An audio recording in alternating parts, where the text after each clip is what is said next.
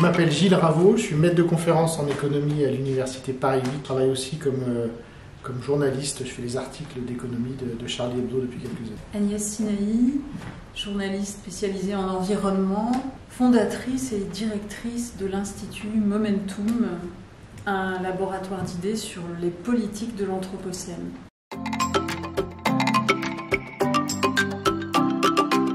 Alors en fait, c'est pas tellement moi qui l'affirme, c'est plutôt des travaux de très nombreux économistes sur la planète, notamment d'institutions très prestigieuses comme le Fonds monétaire international ou l'OCDE, ou des universités américaines très renommées,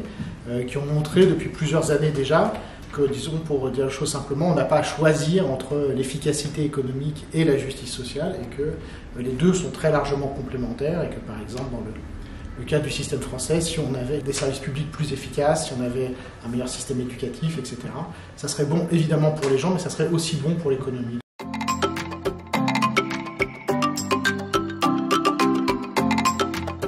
Je crois que le principal, c'est vraiment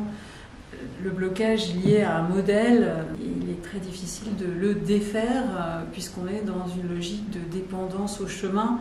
vis-à-vis d'un certain nombre de dispositifs économiques, de la mondialisation, de la dépendance aux énergies fossiles, et qui repose aussi sur évidemment des incitations permanentes à la croissance, à la consommation, à la production, qui sont valorisées comme telles, comme une forme de culture sociétale positive dont il est très difficile de s'écarter sous peine d'être totalement marginalisé.